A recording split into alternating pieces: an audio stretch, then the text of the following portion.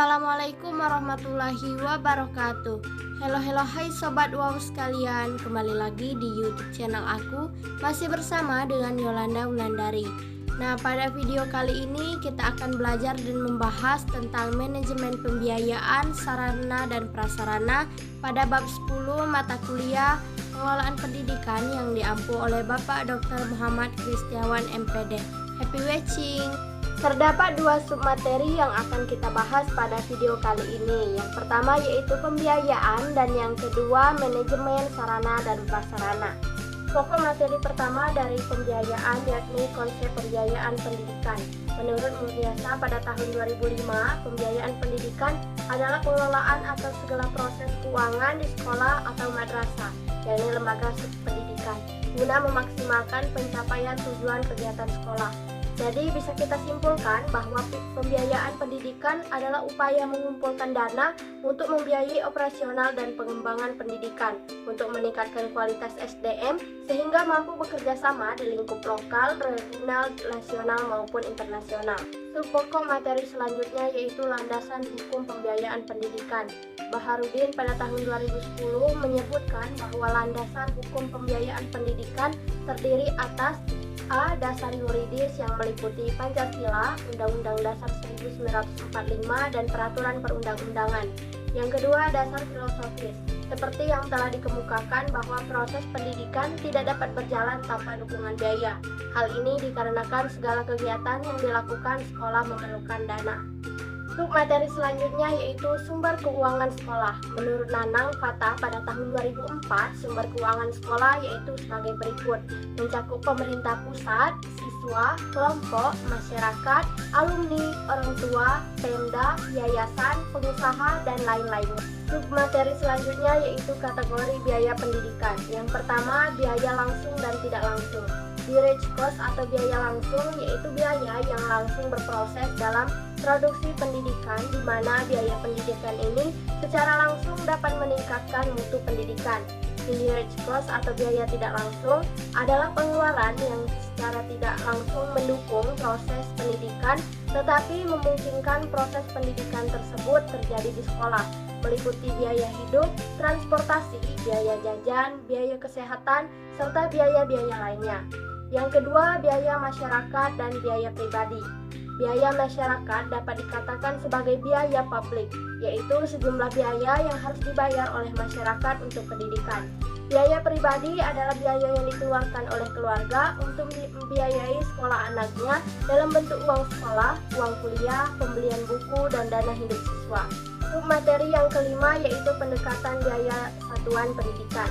Dibagi menjadi dua. Yang pertama, pendekatan makro. Pendekatan makro mendasarkan perhitungan pada keseluruhan jumlah pengeluaran pendidikan yang diterima dari berbagai sumber dana, kemudian dibagi jumlah peserta didik.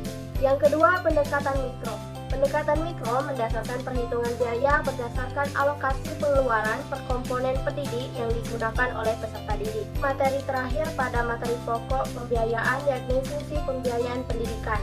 Menurut Baharudin pada tahun 2010, fungsi pembiayaan pendidikan yaitu sebagai berikut. Yang pertama, memungkinkan penyelenggaraan pendidikan dilakukan secara efisien dalam artian dana yang diperoleh dapat digunakan untuk pencapaian tujuan tertentu yang diinginkan. Yang kedua, memungkinkan ketercapaian kelangsungan hidup lembaga pendidikan. Yang ketiga, dapat mencegah adanya kekeliruan, kebocoran, atau penyimpangan penggunaan dana dari rencana semula. Dan yang keempat, menggambarkan target-target yang akan dicapai sekolah atau madrasah. Materi pertama pada materi pokok manajemen persarana dan prasarana yakni pengertian sarana dan prasarana. Sarana adalah semua fasilitas yang diperlukan dalam proses belajar mengajar, baik yang bergerak maupun tidak bergerak, agar pencapaian tujuan pendidikan dan berjalan dengan lancar, teratur, efektif, dan efisien. Sedangkan prasarana merupakan semua perangkat, kelengkapan, atau fasilitas yang secara tidak langsung menunjang jalannya proses pendidikan atau pengajaran seperti halaman sekolah, taman, dan kebun. Manajemen sarana dan prasarana adalah suatu kegiatan bagaimana mengatur dan mengelola sarana dan prasarana pendidikan secara efektif dan efisien dalam rangka pencapaian tujuan yang telah ditetapkan. Materi selanjutnya yaitu perencanaan sarana dan prasarana. Perencanaan sarana dan prasarana persekolahan dapat didefinisikan sebagai keseluruhan proses perkiraan secara matang rancangan pembelian, pengadaan, rehabilitas, distribusi, atau pembuatan peralatan dan perlengkapan yang sesuai dengan kebutuhan sekolah. Materi yang ketiga yaitu tujuan dan manfaat perencanaan sarana dan prasarana. Pada dasarnya, tujuan diadakannya perencanaan sarana dan prasarana yakni yang pertama untuk menghindari terjadinya kesalahan dan kegagalan yang tidak diinginkan, dan yang kedua untuk meningkatkan efektivitas dan efisiensi dalam pelaksanaannya. Salah rencana dan penentuan kebutuhan merupakan kekeliruan dalam menetapkan kebutuhan sarana dan prasarana yang kurang atau bahkan tidak memandang kebutuhan ke depan, dan kurang cermat dalam menganalisis kebutuhan sesuai dengan dana yang tersedia dengan tingkat kepentingan. Sedangkan manfaat diadakannya perencanaan sarana dan prasarana yaitu yang pertama dapat membantu dalam menentukan tujuan, yang kedua meletakkan dasar-dasar dan menentukan langkah-langkah yang akan dilakukan, yang ketiga menghilangkan ketidakpastian, dan yang keempat dapat dijadikan sebagai suatu pedoman atas dasar untuk melakukan pengawasan, pengendalian, dan bahkan juga penilaian agar nantinya kegiatan dapat berjalan secara efektif dan efisien. Materi selanjutnya yaitu persyaratan perencanaan sarana dan prasarana. Menurut Mulyasa, pada tahun 2005, persyaratan perencanaan sarana dan prasarana yaitu sebagai berikut. Yang pertama, perencanaan pengadaan sarana dan prasarana pendidikan persekolahan harus dipandang sebagai bagian dari integral dari usaha peningkatan kualitas proses belajar mengajar. Yang kedua, perencanaan harus jelas. Untuk hal tersebut, maka kejelasan suatu rencana dapat dilihat pada yaitu tujuan dan sasaran atau target yang harus dicapai, serta ada penyusunan perkiraan biaya atau harga keperluan pengadaan, jenis dan bentuk tindakan atau kegiatan yang akan dilaksanakan, petugas pelaksanaan, misalnya guru, karyawan, dan lainnya, bahan dan peralatan yang dibutuhkan, kapan dan di mana kegiatan dilaksanakannya. Realitas artinya rencana tersebut dapat dilaksanakan. Yang ketiga, berdasarkan atas kesepakatan dengan keputusan bersama dengan pihak-pihak yang terlibat dalam perencanaan. Yang keempat, mengikuti pedoman standar, jenis, kuantitas, dan kualitas sesuai dengan skala prioritas. Yang kelima, perencanaan pengadaan sesuai dengan plafon anggaran yang disediakan. Yang keenam, mengikuti prosedur yang berlaku. Yang ketujuh, mengikut sertakan unsur orang tua murid. Yang kedelapan, fleksibel dan dapat menyesuaikan dengan keadaan perubahan, situasi dan kondisi yang tidak disangka-sangka. Yang kesembilan, dapat didasarkan pada jangka pendek berupa 1 tahun, jangka menengah 4 atau 5 tahun, jangka panjang 10-15 tahun. Materi selanjutnya yaitu perencanaan pengadaan barang bergerak dan barang tidak bergerak. Yang pertama, barang bergerak yakni barang yang habis pakai. Yang kedua yaitu barang tidak habis pakai, dan yang ketiga barang tidak bergerak meliputi tanah dan bangunan. Materi selanjutnya yaitu pengadaan sarana dan prasarana.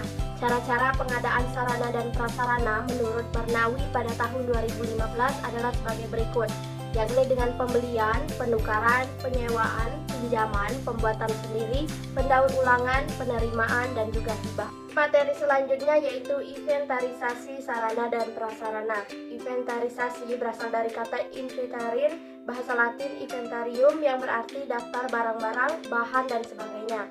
Inventarisasi sarana dan prasarana pendidikan menurut Barnawi pada tahun 2015 adalah pencatatan atau pendaftaran barang-barang milik sekolah ke dalam suatu daftar inventaris barang secara tertib dan teratur menurut ketentuan dan tata cara yang berlaku. Materi yang ke-8, pemeliharaan sarana dan prasarana. Pemeliharaan sarana dan prasarana pendidikan menurut Barnawi pada tahun 2015 adalah kegiatan untuk melaksanakan pengurusan dan pengaturan agar semua sarana dan prasarana selalu dalam keadaan baik dan siap untuk digunakan secara berdaya guna dan berhasil guna dalam mencapai tujuan pendidikan.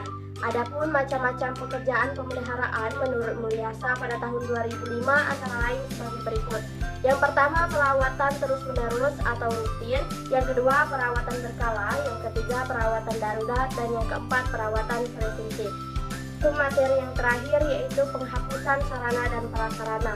Menurut Barnawi pada tahun 2015, penghapusan sarana dan prasarana merupakan kegiatan pembebasan sarana dan prasarana dari pertanggungjawaban yang berlaku dengan alasan yang dapat dipertanggungjawabkan. Adapun tujuan dari penghapusan sarana dan prasarana menurut Barnawi pada tahun 2015 adalah sebagai berikut. Yang pertama, untuk mencegah atau sekurang-kurangnya membatasi kerugian atau pemborosan biaya pemeliharaan sarana dan prasarana yang kondisinya semakin buruk, berlebihan atau rusak dan sudah tidak dapat digunakan lagi. Yang kedua, meringankan beban kerja pelaksanaan inventaris. Dan yang ketiga, membebaskan ruangan dari penumpukan barang-barang yang tidak dipergunakan lagi. Selesai sudah pembahasan materi kita pada bab 10 ini. Semoga apa yang saya sampaikan bisa bermanfaat untuk kita semua. Nah, untuk Sobat Wow semuanya bisa mengevaluasi bab ini pada link yang saya letakkan di description box. Terima kasih saya ucapkan, sampai jumpa di video-video saya lainnya. Wassalamualaikum warahmatullahi wabarakatuh.